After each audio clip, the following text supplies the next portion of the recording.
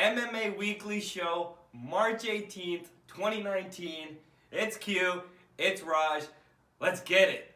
We're going to start with the headlines here. Well, let's get into them. Santiago Ponzinibbio, number 7 ranked welterweight. Ponzo what? Bibbio. Oh, Bibbio. Bibbio, Argentina's own, calls out Tyron T. Woodley. When did this happen? In the welterweight division. Earlier on this week, a few days ago.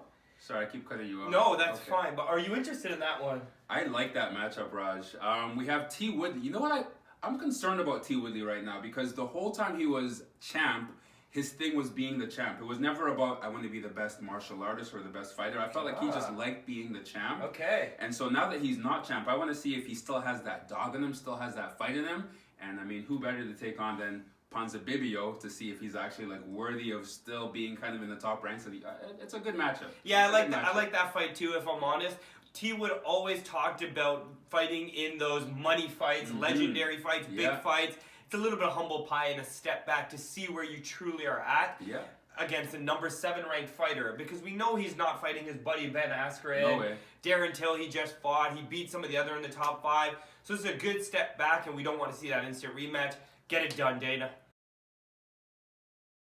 Our boy Conor McGregor recently got arrested for confiscating a phone from a fan, putting it on the ground and stomping on it. Now, we don't know all the details around the case, but right when I hear that, I wonder, is this guy drinking too much proper 12? I mean, that's a good one. Listen, man, we are the biggest Conor McGregor supporters. I can't support this, Conor. What are you doing? Listen, you haven't won a fight in over 2 years, yet you've been arrested 3 times. That just doesn't work out for me. And I know you're going to keep your name in the limelight and everybody's going to still think that you're some sort of superstar, but you're a superstar outside of the octagon. And the reason we started liking you was inside of the octagon. Go back to the lightweight division and start fighting again, please. I can't be mad at that. I mean, I want to see the boy fight. I don't know all the details, like I said earlier, around the phone stomping. You know what I mean? Maybe this guy was being super aggressive. Maybe he asked for it somehow. It was 5 a.m. in the morning in Miami. Why do you have a camera on McGregor in the first place? Let that man live, no? You're blaming that guy. Let that man You saw live. the video, though. I saw the video. And you saw that guy scream in the back, "Please, can I have my phone, sir?" Yeah, but we don't know what he said before that. So I'm just saying, we never know all the details. Maybe let's wait on a couple of them, but yeah. So Q over here gets his wish, and that Roy Jones is now linked to MMA. But he's not fighting Anderson Silva like you thought he would. He's now targeted to face Vitor Belfort. Is that a real thing? That's a real thing that they're discussing. Vitor versus Roy Jones Jr. It would definitely be a boxing match because obviously I don't think Roy's going to go to MMA. So is that still something you want, even though it's not against the Spider? It's not the matchup I was calling for. I was pretty loud and vocal. I don't know why the UFC is not listening to what I'm saying. But when it comes to Roy Jones, we all want to see the Anderson Silva fight. If it's not that, though, I'm not mad at this one. Yeah. I think it still gives Roy a chance to kind of get in there, put the beat down on Vitor Belfort, and then we're like, okay, now we're ready to see the real matchup that we all want to see. So maybe that's what's going to happen. 2 fighters past their prime. Who wouldn't love to see a 3-minute slug match between these two? Sign me up. This past weekend at UFC Fight Night London, Michael Bisping was inducted into the UFC Hall of Fame. And I mean, if you look back at his career, you can kind of see some notable things that he's done. I think 2nd most wins in the UFC altogether. He won the Ultimate Fighter back in 2006. Middleweight champion, knocking out Luke Rockhold just a few years ago. So the guy has a resume that's worthy. What are your thoughts on it? He deserves to be in there. It's a good time to put him in there. It was classy to do it in London. Not only for what he did inside the octagon in those 29 UFC fights, but I like him for what he did outside of the octagon because how he put the UK on the map and even European MMA in general on the map. When he came to the Ultimate Fighter in Season 3, nobody knew about him or any fighters internationally. So kudos to him, winning that season, winning the championship. He retires on top. Happy for him. I like that, man. I mean, Bisping is a testament, rather, to never quitting, right? This is a guy that you and I both sat here, we never thought Bisping would be champion. No. But it wasn't until literally some of his later years in the UFC that he was able to kind of become that middleweight champion. And it's just a testament to never giving up. So shout out Michael Bisping. All right. Darren Till lost this past weekend in UFC London. So, fill in the blank. Darren Till's loss was... It was shitty. Raj, it was shitty all the way. I mean, I'm super happy for Masvidal, so let's not take anything away from him. But I put myself in Till's shoes, right? You're one of the rising stars in the UFC. You are about to get a title shot. You get the title shot, you lose. you're like, okay, I'm going to get it back. I have this fan in front of all my people in Liverpool, you know what I mean? I'm going to put on a big show for them. And you get knocked out in even more dramatic fashion this time and finished by Jorge Masvidal. So the highs to the lows in this sport, I mean, I talk about it all the time. It's a rough sport. I hope he can bounce back from this, but psychologically, this is a big blow to Darren Till, and I feel bad for the kid. It's a Scouser's worst nightmare. What the hell's that? Now let me explain what a Scouser is. A Scouser is somebody from Liverpool. It's a worst nightmare because literally they all filled that arena in London expecting, chanting, and wanting Darren Till to win. He didn't. He got knocked out clean. Props to Jorge Masvidal, who employed a pretty good game plan and had a nice blitz knockout on him there. But even when you looked at that first round, that fight was trending in Darren Till's direction if he just stuck to the game plan and used that distance. So, nightmare came true, and this is now reality. This segment's called 3-Piece and a Soda. So yesterday, after the event, the main event winner, Jorge Masvidal, and co-main event winner, Leon Edwards, got into it backstage. All of a sudden, Masvidal got in Leon's face, hands behind his back. Leon put his hands up. Masvidal threw that 3-piece and a soda, clipped Leon Edwards, made him bleed. Now the security came in and separated them. It all started because Leon Edwards wants that fight with Masvidal, or wanted the fight with the winner of the main event. So it looks like he talked himself into it, but should Masvidal be suspended because of that brawl?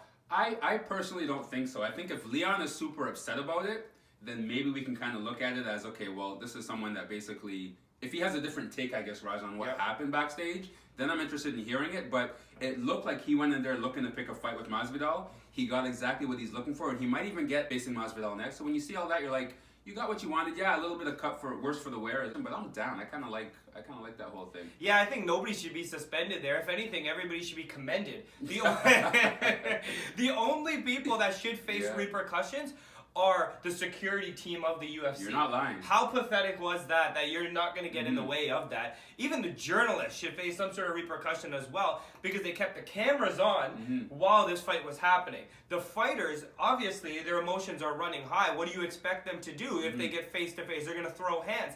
So they shouldn't be faulted at all, and in fact, they should be apologized to. Now, moving forward, Leon did the right thing because now he just talked himself into this fight.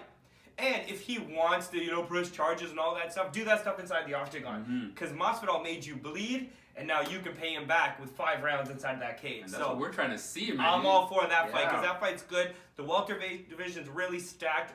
Obviously, these two are not next in line for that title shot. So let one of them kind of figure it out and move their way up the ladder. In the third fight of the main event at UFC London. For the main event. Holy fuck. The fuck. In the third fight at UFC London, we saw Dominic Reyes take on Volkan No Time Ozdemir. Now, I've been in No Time's corner the whole time, basically, Raj. You know this. I'm this guy's not getting the praise he deserves. This guy's a top contender. In that fight, I think he actually did win.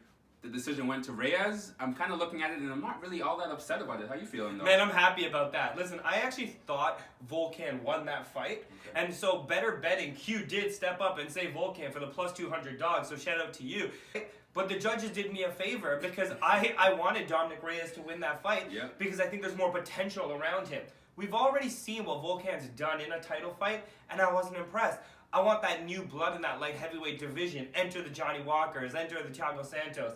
Enter now, Dominic Reyes. If you're talking Johnny Walker, I'm listening. That's all I'm saying. That's it, Blue Label, baby. This upcoming weekend, the UFC moves to Nashville, Tennessee for an ESPN Plus card. Main event, Anthony Showtime Pettis. Now there's a name for Stephen Wonderboy Thompson in the 170-pound welterweight division. Now, is this Pettis' last chance to reclaim any success? I don't think so. And this is the first time that we'll see Anthony Pettis at 170 as well. So it'll be super interesting to see what that boy looks like up there. Yeah. It was his camp, actually, I think, that was reaching out to Wonderboy saying, we want this fight, we want this fight. So something makes me feel like maybe they have a trick up their sleeve where they see something that the rest of us don't as far as how Pettis will fare against Wonderboy Thompson. But overall, I mean, I'm intrigued just to see the matchup. I'm not sure that Pettis is going to do much or offer much resistance to Wonderboy, one of the best fighters in the 170-pound division. Yeah. Yeah, personally, I don't love that fight, if I'm honest. I don't like Pettis moving up to the welterweight division. I think Pettis is so fixated on being at the top of the mountain because he once was there. But unfortunately, I don't know if he's ever going to have that opportunity to be at the top of the mountain, especially at the stacked 170-pound division that we talk about all the time. I think his best bet was to really have an ego check, move back down to that lightweight division, and fight somebody in the 10 to 20 range, because his last 10 fights, he's been fighting the cream of the crop in the top 10. And see, I'm with you on that. I think that's the right approach if he's trying to basically recapture his former glory as far as being one of the best fighters in the world. I'm kind of past that, though. I don't really see that as the trajectory for Anthony Pettis anymore. I think he kind of hit the peak, and now we're on the decline. So I'd rather see more of these Showtime fights, frankly. Like, you line it up against anyone that's entertaining against Showtime Pettis, I'll watch it. I think everybody's going to watch it without the expectation of, oh, this guy's about to be champ again. Let's kind of let that one relax a bit, because it's not probably going in that direction. Now, I would have then preferred a fight with Mike Perry or Max Griffin, or something that you can a slower progression at that welterweight division. I'm worried that Stephen Thompson's going to be too big, too fast, too strong for Pettis. Beat him. Pettis is now confidence even more rattled, and now he's looking for more bigger fights to reclaim that glory. It's a vicious cycle. I'm sorry, Showtime. I hope you reclaim your glory, but I don't see that anytime soon. In the co-main event for UFC Nashville, in the heavyweight division, number 4 ranked Curtis Blaydes faces Big Pretty Justin Willis, who I know you're high on. Yeah. You ever see these guys that they're so big, okay? They're so big that you watch them and you're like, oh, this guy's going to be a slow, lumbering buffoon. And then you see them and they're like up on their tippy toes and so agile. That's what Big Pretty or Justin Willis is. Quick jab, very nimble. You look at him and you're like, why is his belly bigger than anything I've ever seen? But it's huge. This boy can really fight, so I'm hyped to see him, especially getting a shot at someone that's sitting at number 4 in that heavyweight division. It tells you that, yo, if this guy can get past Curtis Blaydes, a fighter that's only ever lost to Francis Ngannou, now we're going to have a big name in that heavyweight division to watch, and I'm excited to kind of see it happen because I got Justin Willis all day. Oh, man, Justin Willis is 4-0 in the UFC. He has a knockout, too. He's looked good. He's looked solid. He hasn't looked great. The one thing I like and am impressed about Justin Willis is he's only getting better. So if he can get by Curtis Blaydes, which is a tough challenge, then you can definitely see him in a number 1 contender fight sometime very soon. How do you see that fight going, though? It depends on the takedown defense. You know, I don't know if it's been tested too much for Justin Willis, so I'm not sure if he's going to be able to keep a guy like Curtis Blaydes off of him. If he can do that, I think it bodes very well for Justin Willis, because on the feet, like we said, this guy's kind of slick with the jab. He has a long right, I think, that he throws and kind of cracks people with. So if you can avoid the takedown, Justin Willis or Big Pretty all day, but I mean, it remains to be seen if he can. Listen, I'll tell you this: if Big Fatty gets on his, if he gets on his back, that's rude. That is shaming. The guy's a UFC fighter. That's a prototypical body. So that's not shaming. That's praising, really, because that's the new. You got the Daniel Cormier belt. Exactly. That's who we all want to look like, really. But if Curtis Blaydes takes him and he's on his back, I can't see him getting up in the round. And in a 3-round fight, Curtis Blaydes only needs 2 takedowns to really win that fight. So it's going to be a challenge. Big Pretty better be training that takedown defense. I'm excited to watch it, but I hope it's not a boring lay and pray fight. White belts, I gotta talk about this last fight on the card, which is Davison Figueiredo versus Jussier Formiga. Now, you probably have no idea who these two fighters are, but this, I believe, is a number 1 contender fight in that flyweight division, Henry Cejudo's division. Figueiredo, he's 4-0 in the UFC and undefeated as an MMA fighter, last beating John Moraga.